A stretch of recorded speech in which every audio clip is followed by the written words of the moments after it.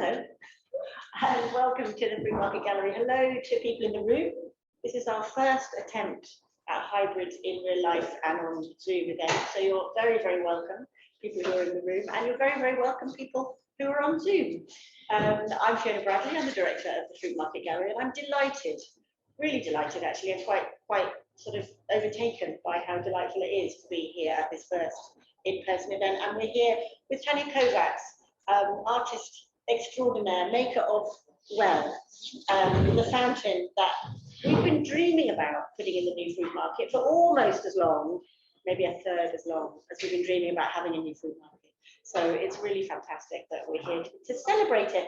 Beth Bailey, who's joined us in the audience, said she'd never been to celebrate at the celebration of the fountain before. And I'm not sure any of us have, so that's exciting for all of us. So Tania, thank you very much for Well.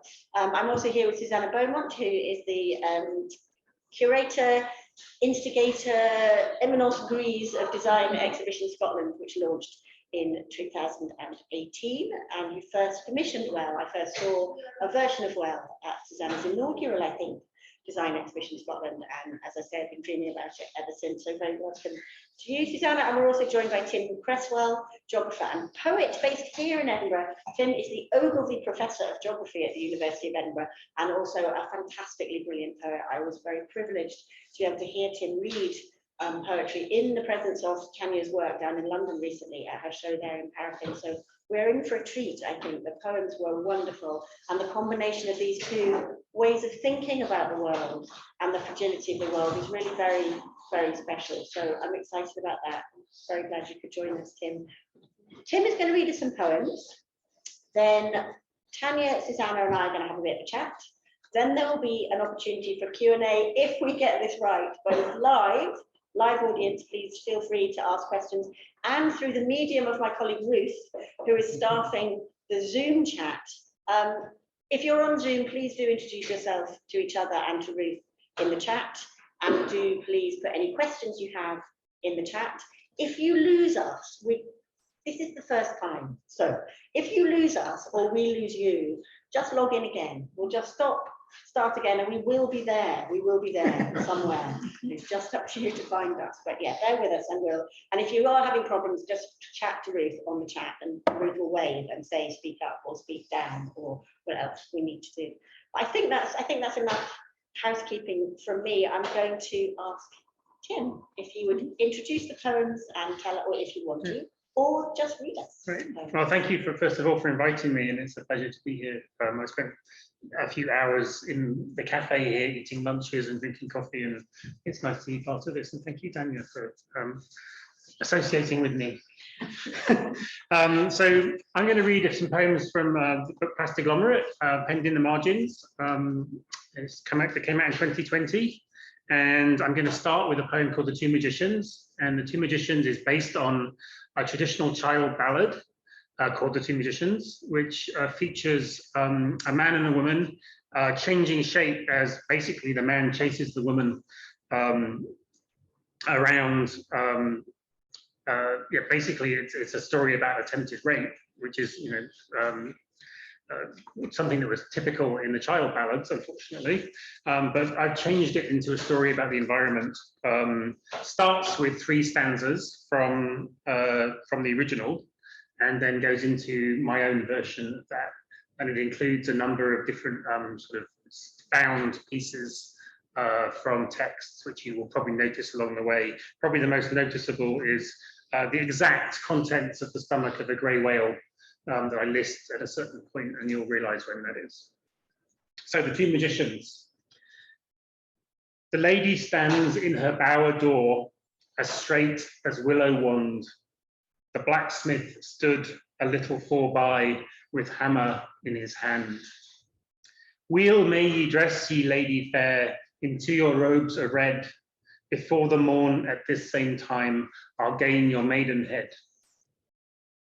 I'd rather I were dead and gone, and my body laid in grave, ere a rusty stocker coal blacksmith my maidenhead should have. Then she became a turtle dove, purring in the linden, and he became another, strutting swelling, whistling his wings, rising to pair with her. Then a hare on a hill, standing, twitching evening air, mad as anything, ready to box. And he became a greyhound, sprung from his master's side, ears swept, sinews straining. Then a gay grey mare standing in the slack, and he became a saddle and sat upon her back. Then Queen Bee, attended by armies, kissing clover, massing in meadows, he became monoculture, mites, the absence of orchids, trucks of hives on the highway, fruit farms in the valley. Then she became peregrine, swooping from her scrape, stationary, then falling, stone, a shooting star you thought you saw, lightning, arrow. He became leather hood for manning, strong jesses, bells. He became endocrine disruptor, persistent organic pollutant with lipophilic qualities. He became hydrophobic, but soluble in fats, colorless, tasteless, odorless mostly. He became crystalline, traveled under many names, anaphex, cesarex, chlorphenophane, clofenatane, dicaphane, dinoside, gesserol, guasapon, guacerol, gyron, ixodex, neocid, neocidal, and zidane. Then the moor, purple blush of heather, paths tracing habits and heft of sheep, the common land found only by the circling sky.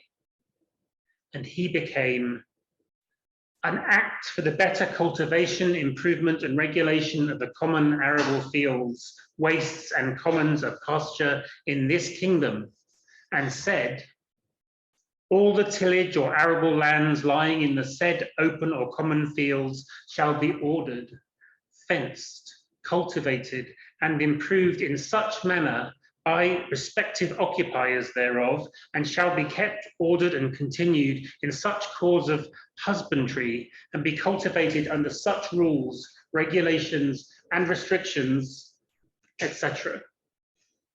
Then grey whale, with her enormous hunger, sieving oceans, luminous lives jiggering suspended, and he became a multitude.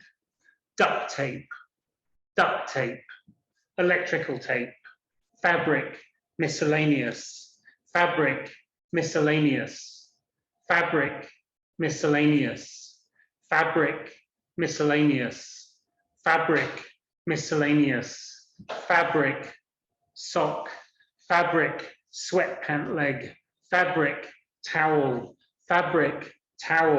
fishing line, golf ball, nylon braided rope, plastic, red plastic cylinder, plastic, black fragments, plastic, Capri Sun juice pack, plastic, grocery bag, plastic, miscellaneous bag material, plastic, miscellaneous bag material, plastic, miscellaneous bag material, plastic, miscellaneous bag material, plastic, miscellaneous bag material, plastic, miscellaneous bag material, plastic, miscellaneous bag material, plastic, miscellaneous bag material, plastic, miscellaneous bag material.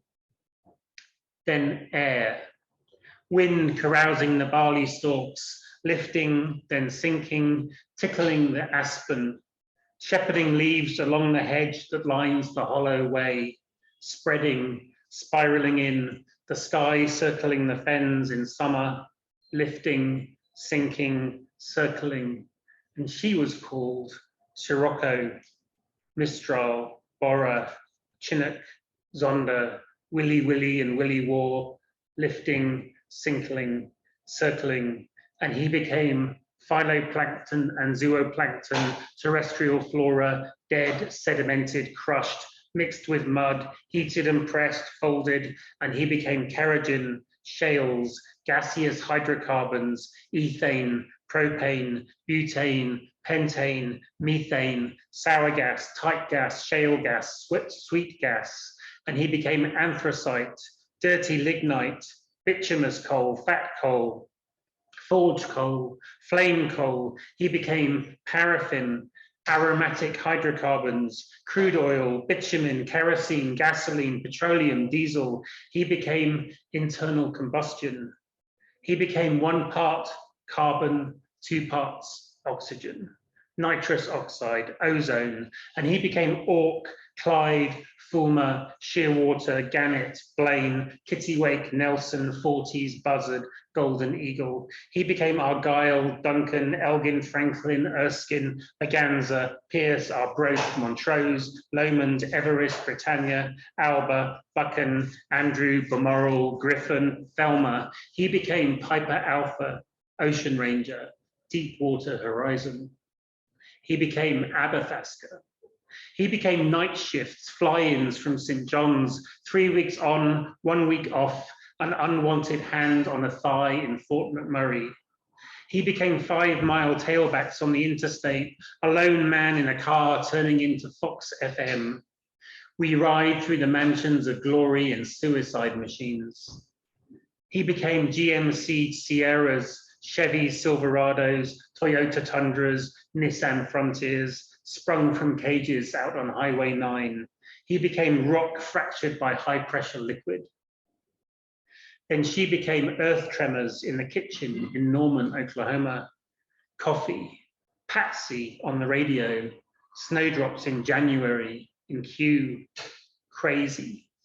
Iguanas, frozen, falling from trees, boiled bats in Sydney, Harvey howling like a freight, crazy for trying and crazy for crying.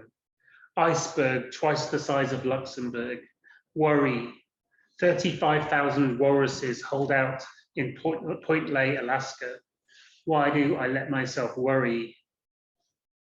Irma, manatees swimming around a drowned Winnebago.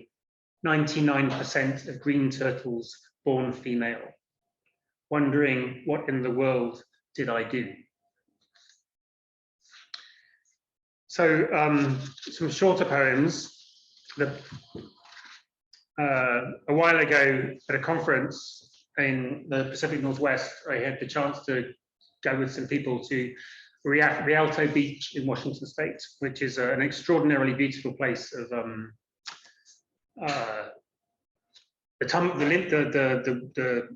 wood industry, the timber industry. You can see like the things that have floated free from rafts washed up on the beach, and it looks like a bit of a devastation, like some bombs gone off, but also beautiful. There's incredible rock formations and things like that. So this is about that. It's called Rialto Beach. First, the carnage. Silver white trees, wave toppled and gale gusted, strewn along the beach, sun-bleached dinosaur bones. Next, the balancing axe of stone stacks. A lone conifer clings to invisibly thin soil. Knots of bull kelp, fetid and fly-ridden, anemones in rock pools, beckon me to finger their sticky tongues. A bald eagle circles, hounded by ravens. We keep on holding on, hoping for the best, settling for something like circumstance. In the black basaltic sand, mingled with white milk and amber agates, smooth ground sea glass jewels among the fallen chunks of rusted ship iron, scattered fishing floats, a plastic buoy. A walker tells me of the wreck, the Chilean ship, the marker round the headland for the drowned.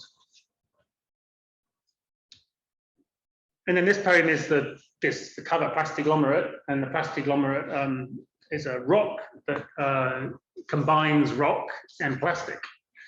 So where you get plastic and rock and heat, you get these conglomerations that are formed with plastic inside the rock. And the geologist in Hawaii found these on the beach because of lava flows there and coined the term plastiglomerate. And it's the name of the collection and the name of this poem, Plastiglomerate. All-purpose cobalt polypropylene rope sluiced overboard by Tom, 10 days out with the tuna fleet, missing Meg and local radio. Ground down shells, clams and cowries, orange lips, lava flows, the toothbrush Esme shared before she spat foam into the bunkers, bleached, pummeled coral, thin plastic forks from when you barbecued hot dogs on driftwood fire, fucked on the foreshore. Shared photos of your children, a braided black basalt, green beads of olivine, the chewed blue cap of the $1 biro that leaked in the heat of my pocket. Forest fire, 23% contained, 55-gallon polydrum waiting for rain. And I'm going to read one more, Danielle. And this is from my first collection, Soil, and following the kind of watery ocean sea theme. This is a poem called Littoral, or Littoral, if you want to call it that way, which is where the water meets the land, technically speaking. And it's based on, any of you have been there to the area of Borth and Innislas in Wales. I used to live in Aberystwyth, and all the sea comes in and out, and it's quite a dramatic transformations of the land there. So this is about that place, Littoral. This is where the lugworms live. Samphire grows, water deposits its salt. Crabs crawl sideways and dunes creep imperceptibly. Old bottles for medicine and ginger beer appear and disappear. Salt marsh, bog bodies, estuary mud. The negation of measurement, the invention of fractals.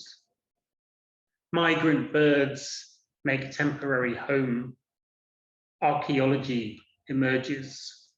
Old harbours, inscrutable circles of stone. Someone swore they saw the shadow of a ship.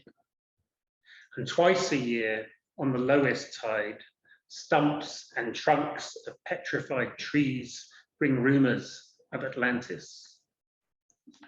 Thank you. Thank you, Tim. Yes.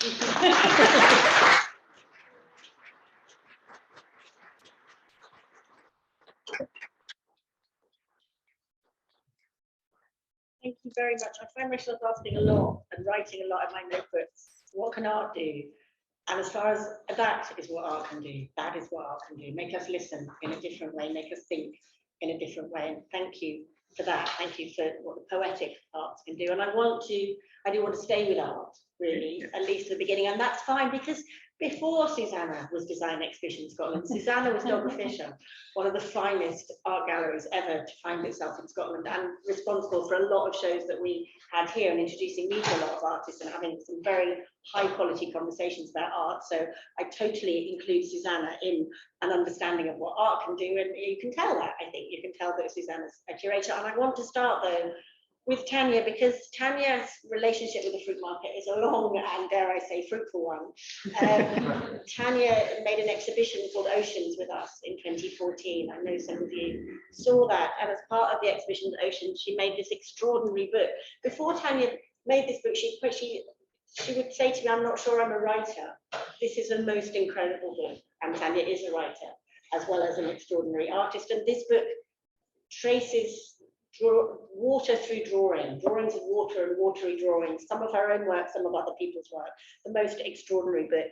And in this book and in the show, I think it's fair to say, Tania, you started developing the sea map. And we had lots of conversations about what it is to find a mark for the sea that doesn't describe the sea, that doesn't look like the sea, but is somehow of the sea, and is a way for you to contain the sea or describe the sea or work with the sea. And obviously it's found its latest manifestation in Well, in this water fountain. I wanted to start there. Can you talk to us of what is it to make a mark of the sea? Well, I even though all my work addresses our relationship with nature or landscape or the kind of non-human world, I wouldn't say I can draw landscape. I can't sort of go out somewhere and make a drawing of it. And my work addresses the sea a lot. And again, I wouldn't say I could draw the sea. But what I try and do with the sea mark is make a mark that represents the kind of energy or the flicker of water. And it's an equivalent. It's not a descriptive mark. And it's very simple to make. And it's a drawing I've made repeatedly. And in the drawings, I'm drawing towards the horizon. And they started in watercolour. Yes. And they always start at the bottom with quite a big mark, and then the marks get smaller and smaller and closer together. So it's a very simple kind of graphic device, and they're very meditative to make. And I think I go back to the space of the sea whilst I'm making these drawings. So, and I think they offer that space back when you look at them as well. And the horizon line between the sea and sky is my favourite line that exists. Obviously, it's not actually a line, it's a curve, which is the geographer nodding. But yeah, I grew up in Brighton. I think, you know, the experience as a young child of looking out to sea and feeling that space in front of me as a place I wanted to go, somewhere, it's an escape, somewhere I wanted to head for. And I think I revisit all of that while I'm drawing the mark. And it's a very simple kind of, you load the brush, you empty the brush. And I definitely think of them as drawings as well, rather than paintings. And I tend to make them on grids. Just unpack that for us slightly. That's a lovely thing to say, obviously. I love that. Tell us why they're drawings, not paintings, and what would they be if they were paintings? Sorry. How long have we got? I make them on the horizontal, on a flat surface. I know anything you say about a convention, you can always find a different kind of contradiction to what you just said, but I do make them on the horizontal. I make them from left to right, so they have that kind of relationship with writing and drawing and those sorts of kind of practices. I think they're quite painterly, but I do tend to make them on paper as well. That's the kind of primary place that can happen. And I, as an artist, I work across lots of different forms, but I'm really reluctant to identify anything I do as a painter or painting, because I just feel that's somewhere I haven't gone yet, and they never get to. But they are made with brush. I load the brush and empty the brush, and each mark is an empty brush. I make them onto grids of paper often, so working with square pieces of paper to sort of imply they could go on forever. So my grid might be 5 by 4, but it could have another 4 in that direction, or that direction. So there's almost a sense, yeah, it's a continuous drawing. It's a drawing that will just keep wrapping around the studio, or yeah, we'll just keep going. And before Susanna came into this practice and the idea of the water fountain was born, you had started to make the mark on tiles. We had a piece here that was tiled. Tell us a little bit about that. Why, when did that occur to you that they could take? Because it's very different. I mean, tiles are square, can be square, so there is that and the kind of unitary nature of them in that sense that you could tile a bathroom or you could tile an entire palace. There was that sort of sense that could expand. But what made you want to track this mark? Well, we tile our wet spaces, our domestic spaces, our bathrooms, our kitchens, our swimming pools. I'm still waiting. You heard it here first. If anyone has permission for a swimming pool. Yeah, so it felt there was a sort of you know, quite literal connection. I've got quite a literal brain, so it seemed to make sense to me to apply it onto the tile surface. And I do love clay. I do, you know, it's such wonderful material. I've worked with it before sculpturing, so it didn't seem such a big step to put it on an applied surface.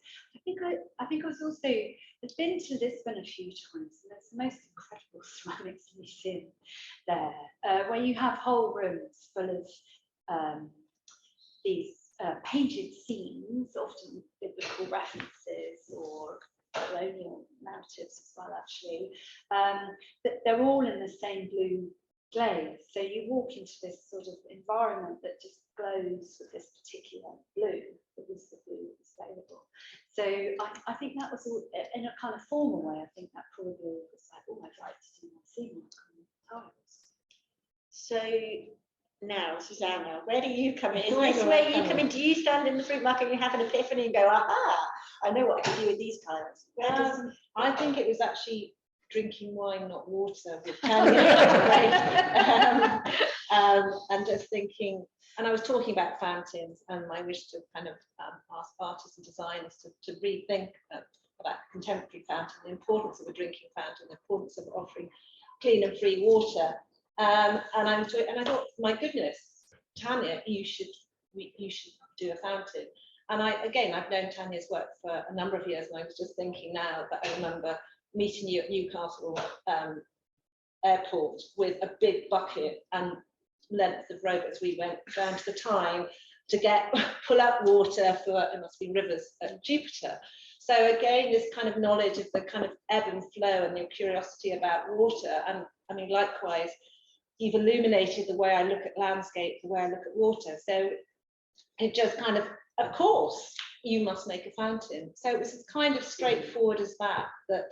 And I think, again, I've always been interested in the kind of right to roam of an artist and a designer, to think of applying their ideas, their thoughts, their processes to other applications. And obviously, as Tania and I talked, design is design. There has to be a function here. And it's new territory for me. As you said, I used to have a contemporary art gallery, so this is new. So that was the beginning. So that was 2018, I think, and then we showed it in 2019. Could you tell us a bit, because we are here on the occasion of COP as well, obviously we are deeply embedded and concerned with the climate and the planet as we sit here as well. Can you tell us a little bit about your mission with the fact, what prompted these to look at water fountains, to want to make water fountains with artists? Is it an ecological drive? Yes, definitely. Walter McFarlane, huge iron foundry in Glasgow, mid-19th century, made beautiful fountains. There's one at Newport-on-Tay in Fife. There's one in the Grand Hall of the National Museum of Scotland, just up the road.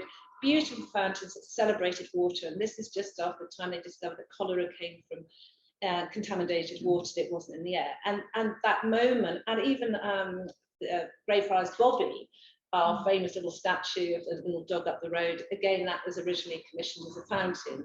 So it's a fountain and a trough below for dogs. So where was the water coming out of? And so there is a history of making beautiful fountains, of very kind of often philanthropic individuals saying, we understand we need, bad water makes you ill, good water is good for you. And it's, around the temperance society and all those things were happening.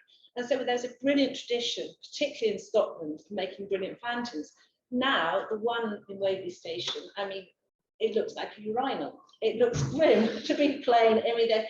And then also, we've had the rise of, water bottles. We've had the rise of, whether it's bottled water. And if somebody can sell you a bottle of water for £1.50, they're laughing and we're silly.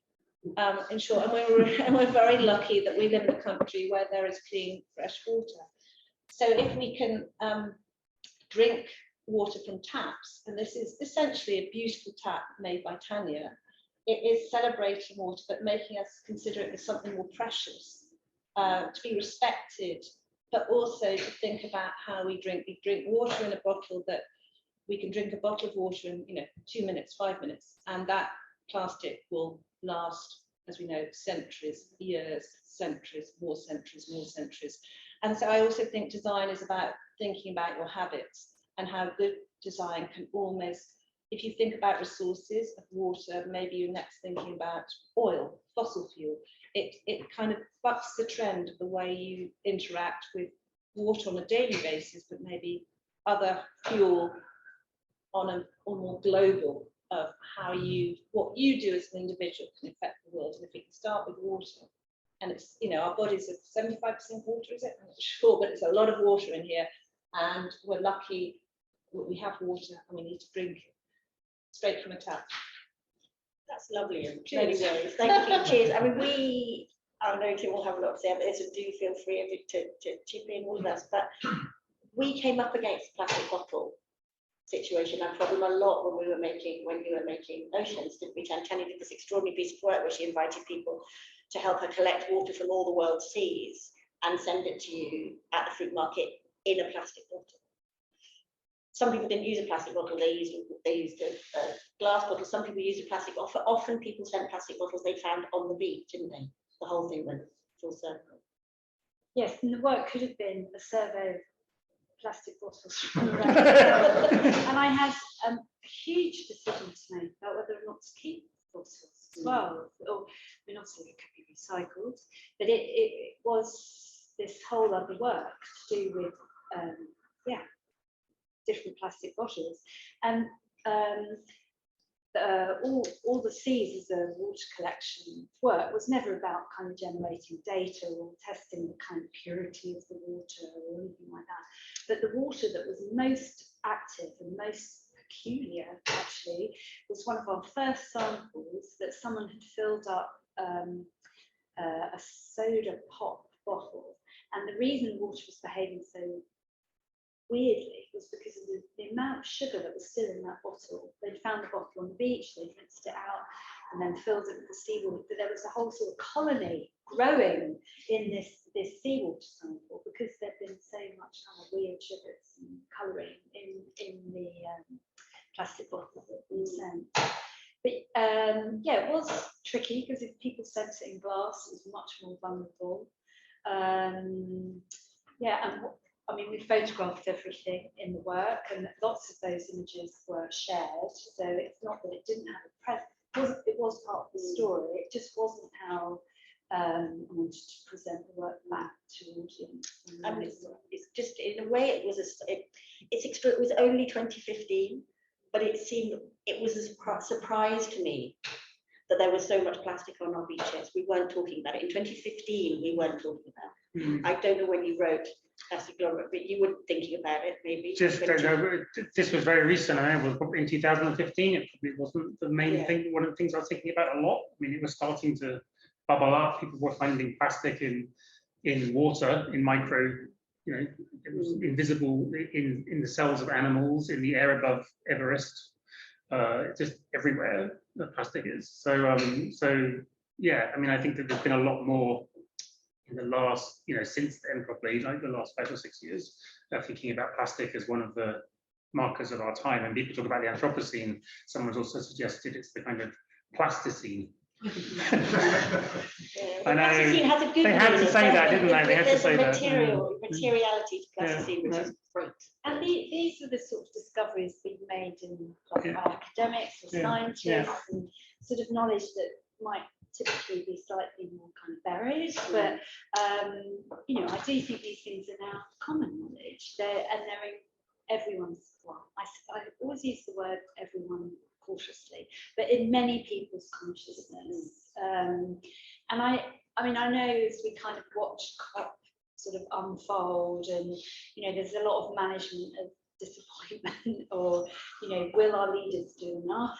Will they be brave enough? Will they make a difference? And we can get very frustrated with witnessing some of that thing. But then you have to think about how our consciousness is changing, how our language is changing, how that we are talking about climate justice and social justice with this COP. And I don't remember that conversation being heard as loud. The media are really running with it, whereas across all sorts of media as well.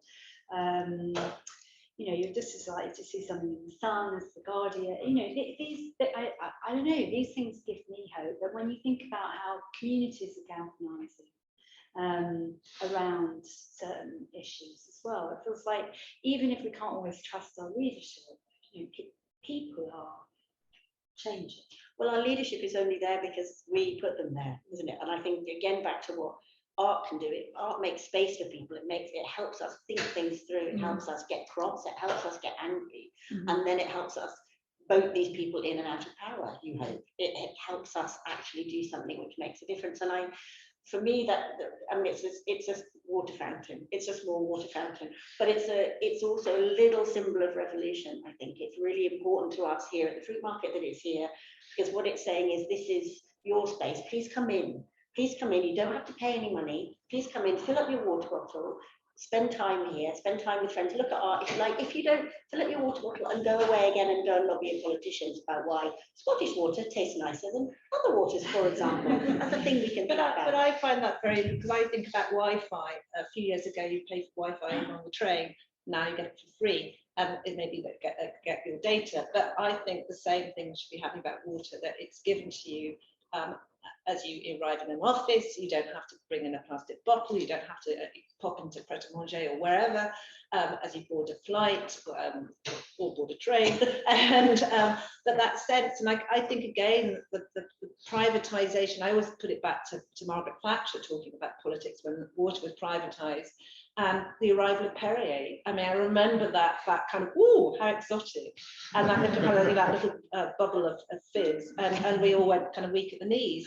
But that was in green glass, and then plastic, and now, I mean, there was Will Selfers on the radio the other week talking about the kind of seduction, how we've been seduced by bottles of water. I mean, it is extraordinary how it's almost saying pay for the air that you breathe. Yes, it is, but it's given time. Yeah, but if we can think about it, that the way Wi-Fi has changed, now we think everybody should be given Wi-Fi, and it's, you know, it's your access to online access. That is an imperative for an individual wherever they live. And can we think about water? So I think again about design is tickling habits and ideas, and then the way you vote, the way you think, your every habit. So that's I agree, that's what it is. So, but the design's also there selling the water as well. Oh, absolutely. I mean, when we lived in Wales, and when I was, you know, Tea Nant was the water that was near where we lived. The blue bottle became this. It was like on every TV show, someone had it placed in some corner, someone had designed the perfect bottle. And for those of you who are Scottish, it's like Harris gin, right? Everybody wants the bottle as much as the gin, and so, you know, designers everywhere doing both sides of the equation. Oh, absolutely. Yes.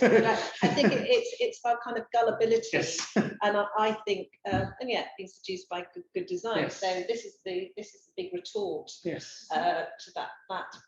And it's not only they're selling us water; they're selling us water from Fiji. Yeah. Yes. you buy the brand Fiji water. It's just ridiculous. And it's the transport and it's the travel yes. of it. So I just think this is what, and I think for Tania, I think you found this process. I mean, it was, as you say, this was design, and we did spend a lot of time talking taps. Yeah, design is different to sculpture, and you know, when I wasn't sure how or in what way, but you learn on the job sometimes. But yeah, that was a good process. But it's nice, isn't it, that your sea mark, the mark that you use to express your relationship with the sea, is now coming full circle. There is something, you talk beautifully about tracking the journeys that water makes around the world and in us, and there is something very nice about circularity of that in that design object. I think it captures all those ideas that you have as an artist and as a sculptor. Because I think, you know, obviously people are a bit disconnected about where their water comes from, where it goes as well, because the water, wastewater, you know, what happens to it next. And I think it must have been in America somewhere. There was a kind of street gutter thing with a little picture of a fish saying someone had spray painted to the ocean on it. And I mean, I can remember with my dad, he'd change the oil on the car, and we'd go out on the street and just pour the oil down the gutter. You know, that's just what people did. And you just, This idea that when we throw something away, we've thrown it away. And as soon as we kind of wake up to the idea there is no away, it doesn't just disappear, actually, it stays somewhere. I mean, that's just a really simple thing to grasp. And I think water's quite good for making us sort of think about that.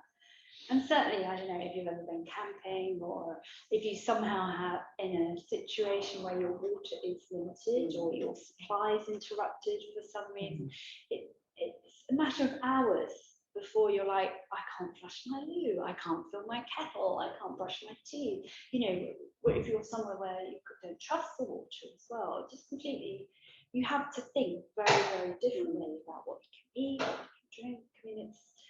I mean, it's pretty critical as part of our day, you know, part of our life. It's lovely. We've got maybe 10 minutes for questions, and Tim is going to round us off with another poem. So are there any questions? Are there any questions on the line, Ruth? And are there any questions in the room? Not yet. Ah, okay. Does anybody have a question for Tania, Tim, or Susanna? Or we will very happily carry on talking. But come on, we've set up this whole system. Beth. Always first, I want to know whether you're going to make any more. Will they become multiples? Can it be reproduced? Was that to me or Susanna? To both of you.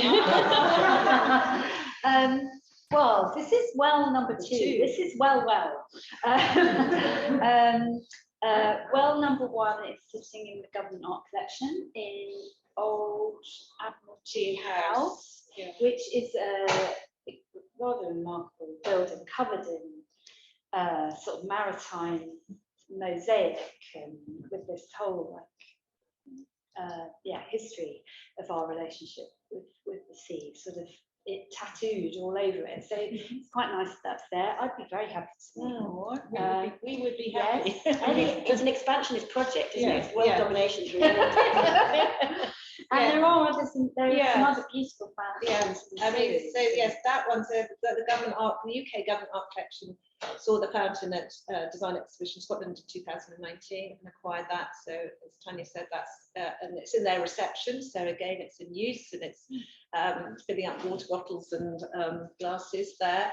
And the hope is definitely to do more fountains. But on the general fountain, we are working with Mirror of Glasgow on Dixon. And Dixon Fountain is currently outside South Ken Tube. So if you're in South Ken, go to Dixon. And we also work with James Wrigler and Laura Aldridge on a drinking fountain. So there's definitely many more. And again, it's about a meeting point. And again, I think with Tania's well, it's talking about the well. And often you say, I'll meet you at the well. That sense of kind of community and bringing together. So definitely, wells both indoors and outdoors. Curiously, I mean, in the US, there's much more of a water fountain culture. When you get water fountains in public and in offices, and I just haven't seen them as much here. But and that expression in the US is meet you at the water cooler. The water cooler conversation is what people have been missing during COVID. Is they don't meet at the water cooler, which is an interesting way of thinking about it. I remember years and years ago, decades ago, 20 years ago, going to Havana, and there being like a water shop. Free water was your civic right, and you could go inside and get a glass of water for nothing, drink a glass of water and go out again, which I thought was, even 20 years ago, was just mind blowing that you could go and get free water. So yeah. I mean, it's always true. If you go to a bar and you just want to buy or get a glass of water, because now they're legally obliged to give you water, and you'll get huffed and puffed at because everybody wants to buy wine or beer. So we actually installed one of the Dixon fountains in Queen's Park in Glasgow to allow that, so people can have access to water rather than thinking obliged to, oh, I've got to go queue up and buy a pint of beer. You know, just make it more readily available than it has been in the past. I suppose there is a kind of social benefit around being able to have conversation over a glass of water, which is A, free, and B, good for you. And very few other things that you know, meet you for a coffee, meet you for a drink, meet you for a run in the park, other things that we meet for which are bad for you. But water actually is, if we could change the culture and think, well, I will meet you for a glass of water at the free fountain. It's a temperate society. Hold on a minute. I should say the cocktail that You're not getting a bit revolutionary now.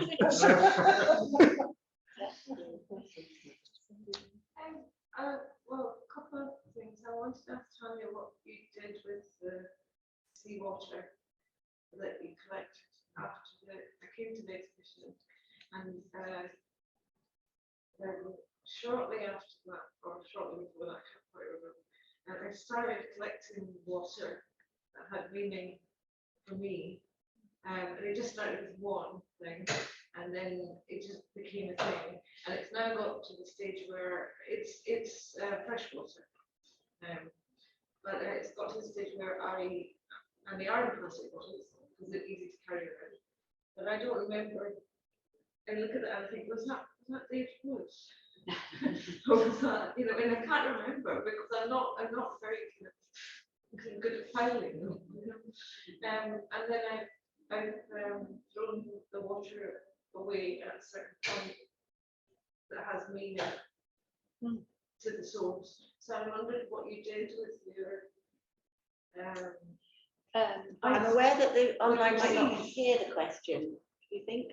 It is a lovely question about what Tania can repeat the question you're answering. Sorry, I don't know your name. But sorry, Champa. Champa has made a water collection and of various fresh water that she keeps and then gives away. Not as much as you have. Yeah, I still have my seawater collection. Seawater is also more stable than fresh water. It's amazing how many years it lasts. Yeah. Fresh water lasts if you don't unscrew the cap. Yes. And I definitely still see that as a work that I will share again. I've shared it several times since it was shown here. I mean, water is associated with many rituals and all sorts of things. I mean, I went to a convent school, so our school trip was to Lourdes. So we all came home with a plastic bottle of the Virgin Mary full of water. That's what I thought going abroad was. Yeah.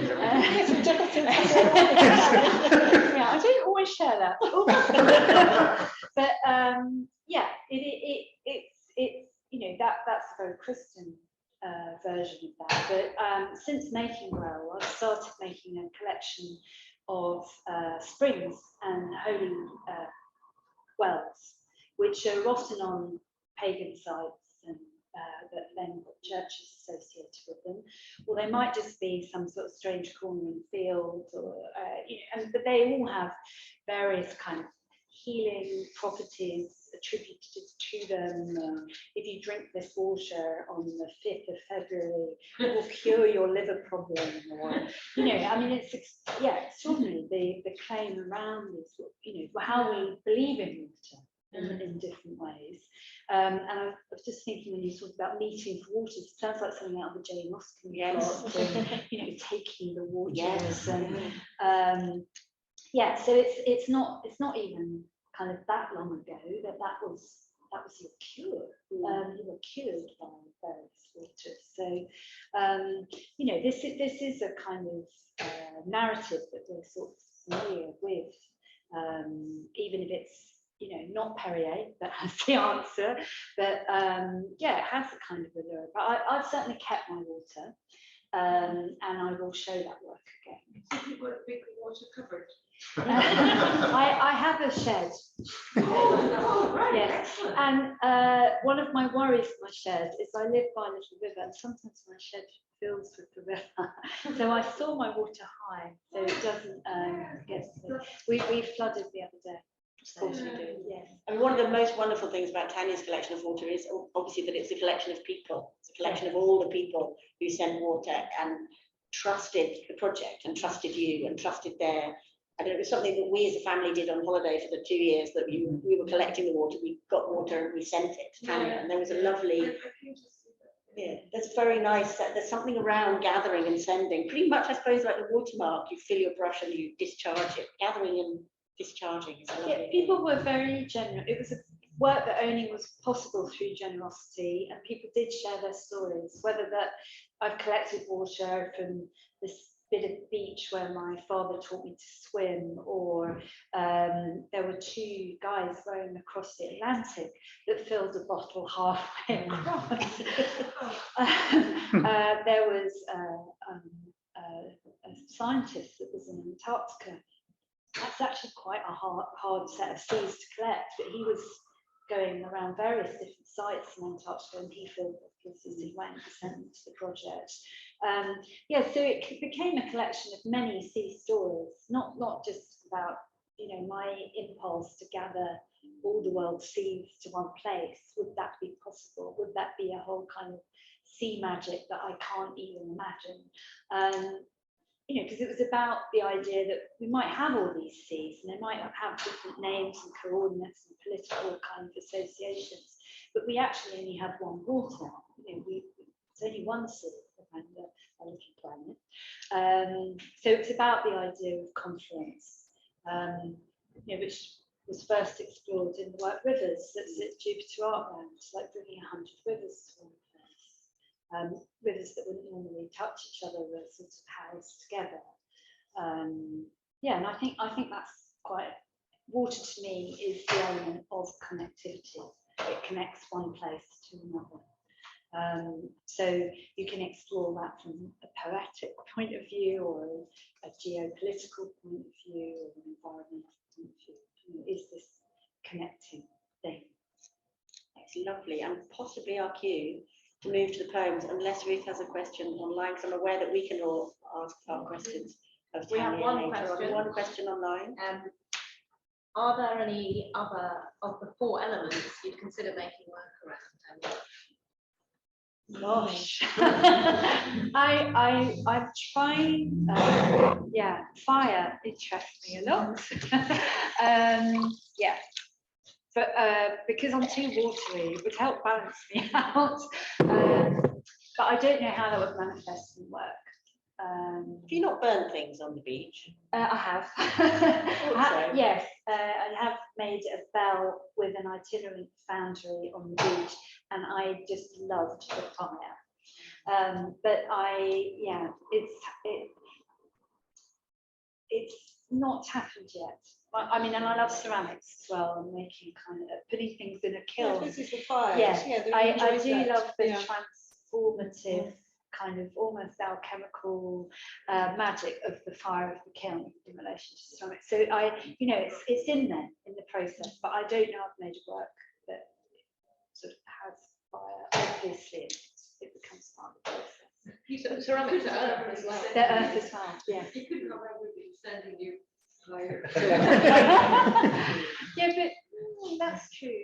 That would be an Just don't tempt I should say there is this fantastic exhibition of Tania's work on in London at the moment. It is still on, isn't it? Yes. Or is it at Parapet Gallery in London, which has a lot of watery work and also these really extraordinary work where Tania's filled wetsuits with concrete and cast these extraordinary divers, which seem to me to be very much of the earth.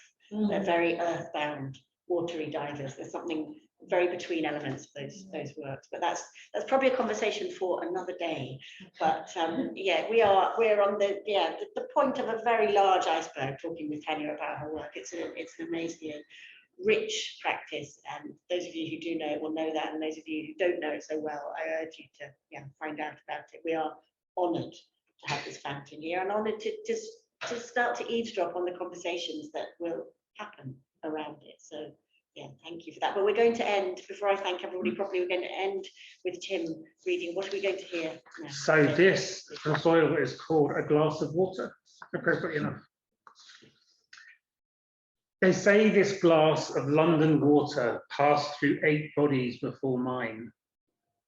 Starting near Heathrow, a Sikh cabbie, the morning shift. Then teacher between classes, a young woman, Kiwi, fit to burst. A Southall market seller bagging mangoes and bitter gourd. A man who lives on a Brentford boat, pissing straight into the Thames. Kevin, who drank 6 pints last night and has a killer thirst. A gardener at Kew, tending orchids, blooming just one day. Carrie, just up from bed, still red raw from energetic sex. An old man Andy, up the road, downing morning pills. They say my body is 60% this. Blood, spit, plasma, piss, a constant whoosh and sluice, tidal, tethered to the moon like a walking, thinking sea. I half expect to stretch and flop, a water balloon about to pop and drench my neighbour on the tube with my multitude of juices in waves. 6 small splashes, then a 7th monster, enough to drown the underground.